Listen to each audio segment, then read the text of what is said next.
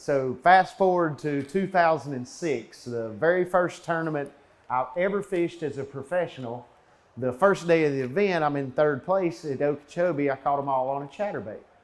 So I tell them in the interview, like most people don't give up the juice the first day of an event. Like, you know, they ask you, well, how'd you catch them? Like, well, I've got a little deal that's working. I'd rather not say till the end of the event. And I'm like, in my mind, I'm thinking there's no way anybody's gonna find a chatterbait till after the event anyway, so I don't mind talking about it. And I know Ron wants me to. It's a great bait.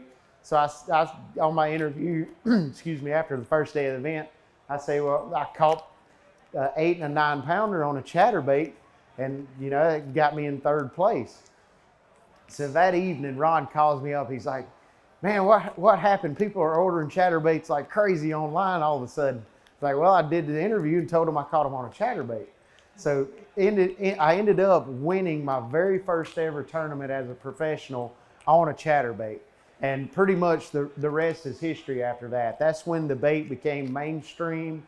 A company, Z-Man, who currently makes the chatterbaits, they bought the rights to it.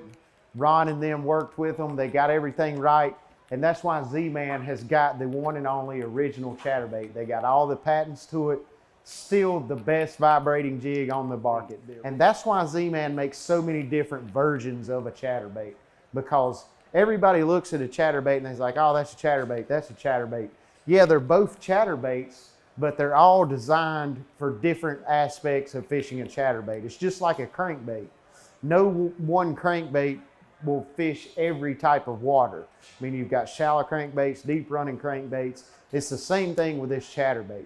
So up shallow, I like the jack. So by using that smaller trailer like that Demiki Armor Shad, they've got a 5-inch Armor Shad. It's got the fork tail on it, just a nice little minnow body.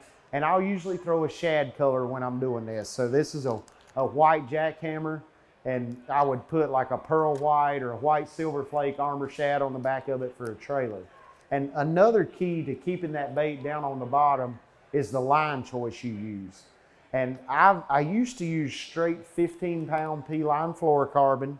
And the reason I did that was because using that smaller line versus the 20 that I would normally throw it on up shallow is it allows the diameter smaller, so it lets that bait stay down.